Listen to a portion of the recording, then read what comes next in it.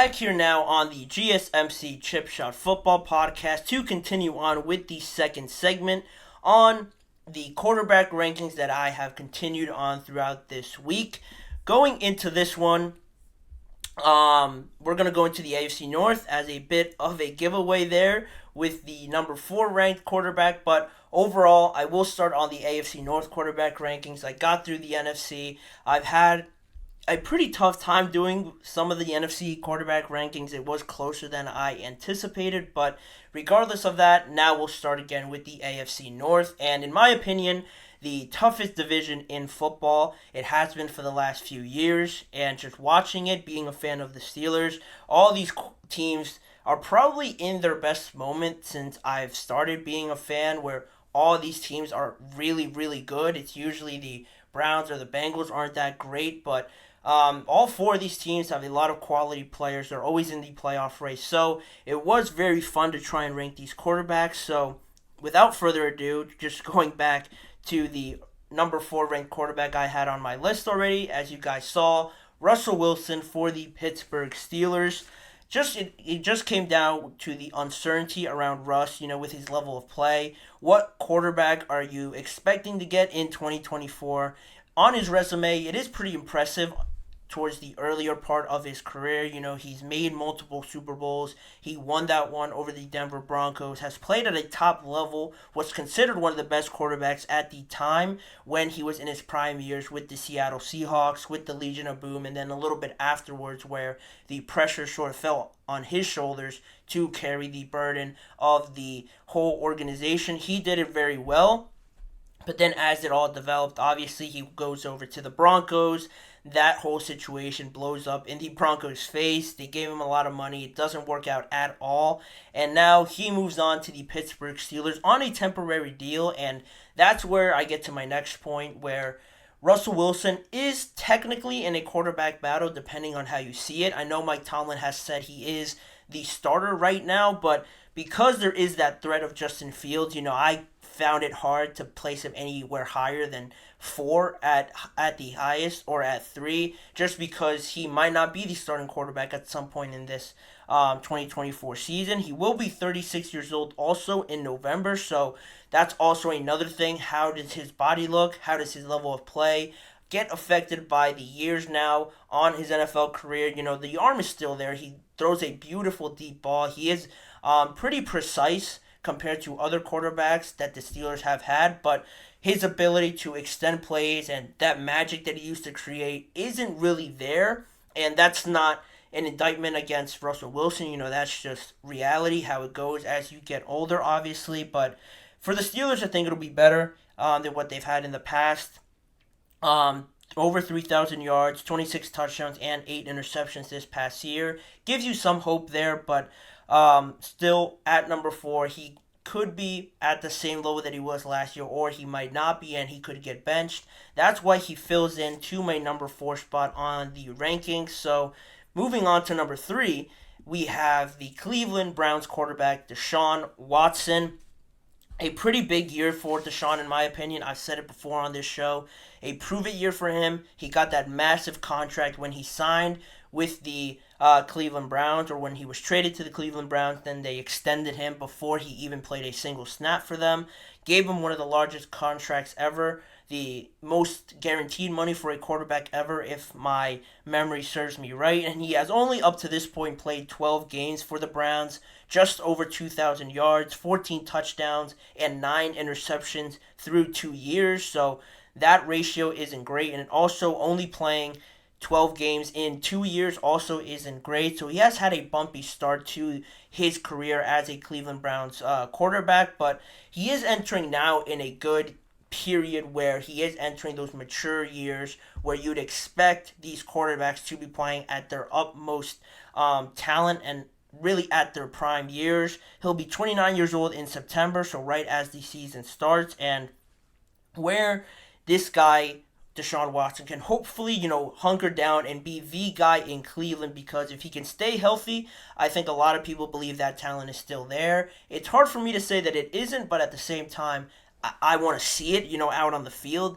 When he has played, it hasn't looked particularly smooth out there for him as the quarterback. So if he stays healthy and he can iron out all these little issues, I think it could come well for the Cleveland Browns because they have the talent around them. So that also goes just into the final point with Deshaun, and the biggest point I want to make. There's so much talent around him. He doesn't have the accolades maybe like Russell Wilson, so there could be an argument there where maybe Deshaun could be the fourth-ranked quarterback. But in terms of talent around him and where he is in his career right now, he does fit in at number 3. But with this amount of talent around him, you have the running back, the wide receivers now, the O-line's great, the defense is one of the best in the NFL. If you can't get it done with this team and stay healthy for a full year, this decision to trade for him and give him that amount of money is going to be looked at as one of the worst contracts given out to a quarterback in recent memory. That's just how I feel about it. So he slots in at number 3 for me. Then at number 2, Lamar Jackson. A bit of a surprise, I would think, for a few people watching this and looking at these rankings. I am a big fan of Lamar now, more so than I was before, because before it seemed like he just was over dependent on his running ability. It just seemed like it was a bailout option whenever he couldn't read a defense right, or when all options broke down. He had this exceptional ability to just run out of the pocket and really be one of the hardest guys to tackle in the NFL. But now it seems like he got a lot more under control in 2023, and also just the throws that he was making, the arm strength, the precision also got a lot better. And I was pretty happy to see that, because with Lamar Jackson and how he fits into this Baltimore Ravens offense, everything is sort of built around him. So to see that development, I think it has worked out very well for the Baltimore Ravens. And also, the accolades speak for themselves. 2 Pro Bowls, 2 MVPs, the second player ever to get a unanimous MVP award back in 2019. The only other player was Tom Brady, so in good company there. And also, he's the youngest 2-time MVP since the NFL merger as well, just beating out Patrick Mahomes there in that race. But he really personifies this idea of creating something out of nothing, and just you combine that with the arm talent that he is now showing in some of the throws he makes, in some of the playbook being opened up for him a little bit with the options that he has now in Zay Flowers, and Mark Andrews is one of the most reliable targets as well. He has grown more into his passing ability, which is good to see, but now we're getting more into him, seeing him take this team where they should be, always in the playoff hunt, trying to get to the divisional round. I think with how good this Baltimore Ravens team is, not to mention you just add Derrick Henry as well, now the expectations sort of build on Lamar and on this team even more for me, because again, similar to Deshaun, the talent is there for Lamar to be able to get this team to the playoffs year in and year out at the minimum. Then you get into the higher standard of quarterbacks where you have to get to the AFC Championship game if you've won back-to-back MVPs or 2-time MVPs, and you have all this level of skill around you. It's hard to come up with reasons why you don't get there, or you can't find a way to get there. He has a 2-4 playoff record, which isn't great, and also he's yet to make a Super Bowl down the stretch. It always seems like there's something that goes awry, or maybe he makes a mistake here or there. There always seems to be something when he gets, just last year, to the AFC Championship game. If you look at that second half, it looked like there was just a lot of plays left out there for him to make. I was confused why they didn't run the ball a lot more. It seemed like he was overdoing the passing game and trying to beat the Kansas City Chiefs with his arm, where his greatest asset is his running ability. I know I just said he grew more into his arm and more into throwing the ball a lot more than just running it every time, but also you can't forget what got you to that point, and I think that sort of mistake there also entitled in with the offensive coordinator also not calling running plays for Lamar Jackson as well. That has to do with it. I thought that really just showed some level lacking for Lamar Jackson to really take that next step. You have to beat Patrick Mahomes. You have to beat these sort of quarterbacks, and Lamar Jackson is yet to do that in the playoffs. So with all the talent that he has and all the accolades, he still slides in at number 2 in my rankings, which means the number 1 quarterback in the AFC North. I stand by it, is Joe Burrow. The biggest thing with him, he just needs to stay healthy. That's the biggest issue up till now with Burrow. During his first year and this recent year, he played only 10 games in those seasons, and Cincinnati missed the playoffs in both times. During year 2 and year 3, when he played in all 16 games for the Cincinnati Bengals, he made it to the Super Bowl in 1 year in 2021 and lost in the AFC Championship game in 2022. So that really, it doesn't get any clearer than that, where when he stays healthy and plays the entire year, the Bengals make it really far and make it to the big game, at least in both times that he's gotten there, or just one step before that. He has a 5-2 playoff record, and he's the only quarterback to beat Patrick Mahomes, the only AFC quarterback to beat Patrick Mahomes in the playoffs. The only other one was Tom Brady, so Joe Burrow is the only active one to do that to Patrick Mahomes. And also, in reverse, Patrick Mahomes is also the only quarterback to beat Joe Burrow in the playoffs. So it has taken the best quarterback of this generation to beat this guy in the playoffs. I don't think that's just by accident or by luck.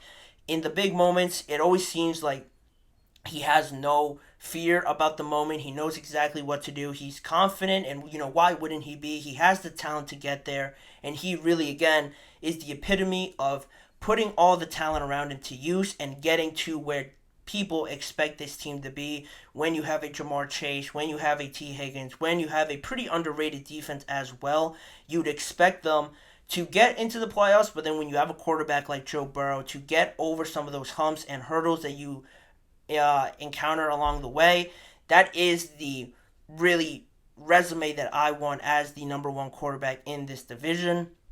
And has some also just physical traits also that I don't think a lot of people talk about. He is pretty fast when he gets out of the pocket, and he has good awareness to escape and extend plays as well, which I don't think a lot of people think about, but he really has a complete package where not one area is really lacking and is really dragging him down. He has the whole package. He just needs to stay healthy, and if he does that, with the easy schedule that the Cincinnati Bengals got this year, they are definitely in contention to be at the top of the AFC and make another deep playoff run, again, if Joe Burrow stays healthy. But that is my list of the AFC North quarterbacks. Let me know what you guys think of it.